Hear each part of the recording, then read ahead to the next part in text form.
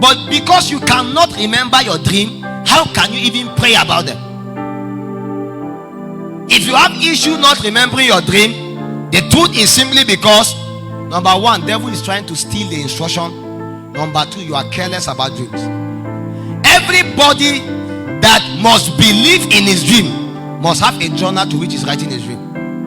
Dream journaling is the first step to interpreting dream. The Bible says, write the vision, make it plain, so that those that read it can run. See, if God is communicating with you through dreams and vision, and you don't have a book to which you are writing it, forget about the interpretation. You wake up from a dream. Hey, it's a nice dream. Hey, this dream makes sense today. Nothing like trying to find out what meaneth thou this. Kings, carnal kings, so had dreams that they cannot sleep, and that dream was the reason why the nation was changed. Because you don't pay attention to your dreams, you can forget them.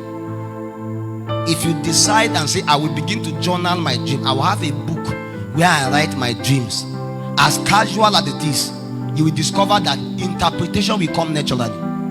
Do you know that any dream you write, you have gone at least halfway to its interpretation and remembering of it? Most times the reason why we forget it because we don't write them. If you have a journal by your bed as you are sleeping, immediately you wake up from a dream. Do you know, as you are waking up, the first 3 seconds or 5 seconds, you will still be remembering it.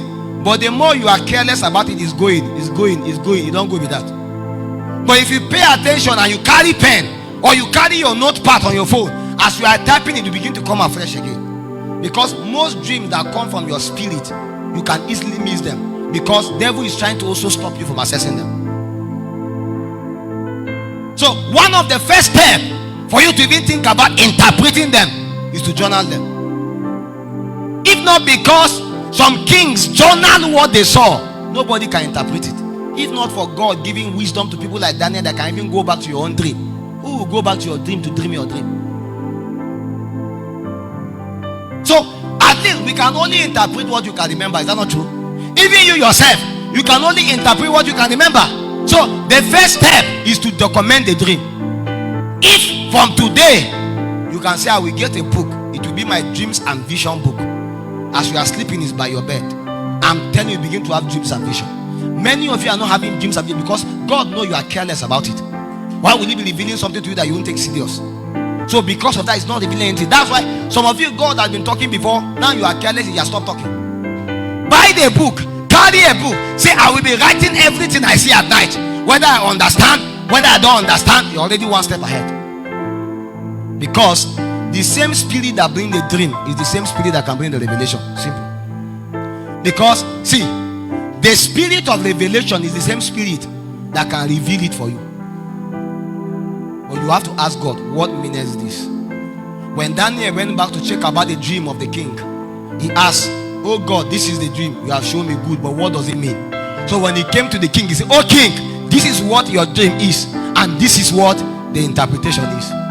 The same spirit that brought the dream is the same spirit that's bringing the revelation. Do you know that me, I so much believe if God will give you a dream, it's because He knows you can do something about it. And the first thing you can do is to understand it by interpreting it. If you cannot interpret or have an ideology of it, my brother, pray about it. If you have a dream about anything, pray about it. Don't be afraid to pray about your dreams. Just pray for or against, depending on the emotions. If you dream you see yourself dying, wake up and say, oh God, I refuse to die. I know you just showed me this, I don't know what it means, but oh God, I stand upon the covenant of life and I reject this in the name of Jesus. Not like wake up and say, you can't imagine I dreamt or I saw myself dying. In fact, I saw 5 of us, we are traveling to Akwanga, and the car tumble 5 times, and me like this I die, me like this, me die. It means you are careless. What did you say about it? You accept it. A lady called me one time, say, Apostle, you can't believe I had a dream. I said, what is the dream? That she saw the rapture happen. I said, yes. Say, but I can't imagine that rapture happen and she's not going to heaven. Say, imagine her will not go to heaven. I said, what about me? Did I go? She said she don't know, but she knows that only her was on the earth and she didn't go. I said, wow, can you pray about this and ask God for forgiveness to forgive you of any sin?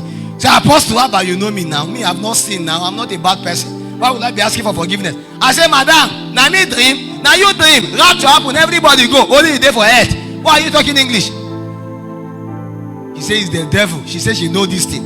It's the devil trying to play with her mind, making her feel that she's not righteous. I say, Madam, God have given you mercy. Don't explain it with your theology. Pray about the dream. If you don't like the emotion in the dream, change it. Dreams are privilege God is giving to you to come into co-creation with Him. When God shows you something in a dream, He's telling you, can we create together?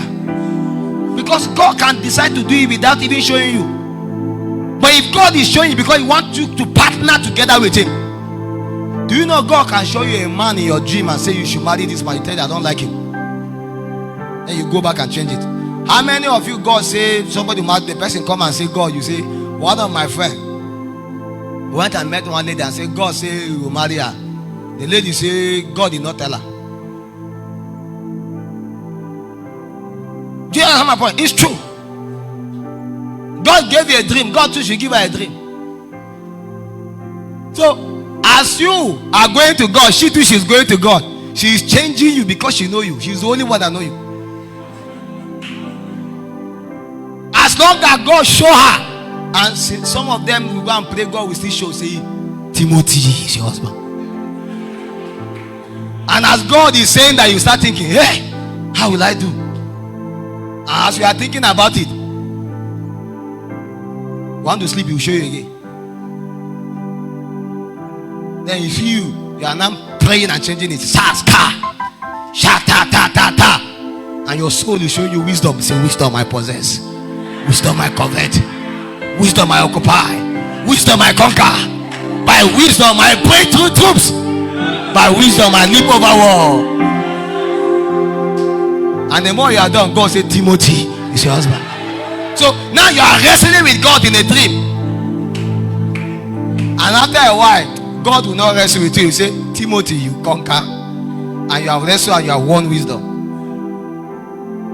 After a while, it will not be clear that you have rejected the will of God. Because after a while, when God struggles with you, He will struggle again. It is the same way that anytime God shows you a dream or a vision, go back to it again in prayers. You may not be able to understand the mystery of it, but you can change it. When Pharaoh had a dream, I'm done. I can't read all the scriptures. You can go back and read the book of Daniel chapter 2, the entire book of Daniel chapter 2. You can read the book of Daniel chapter 5, the entire book of Daniel. Then you can read the book of Genesis chapter 41. Pharaoh had a dream where he saw seven calves, right? Swallowing fat 17 calf. Sorry, fat lean calf, 7 lean calf swallowing 7 fat cow. How is that possible? It's a dream. It confused the young man. To make the matter worse, he saw another similitude of the same thing again, to prove that this thing has been established in heaven. When they beckon upon a dreamer, they say there is one, his name is Joseph. When I was in the prison, as I have offended you, O king, you have sent me away.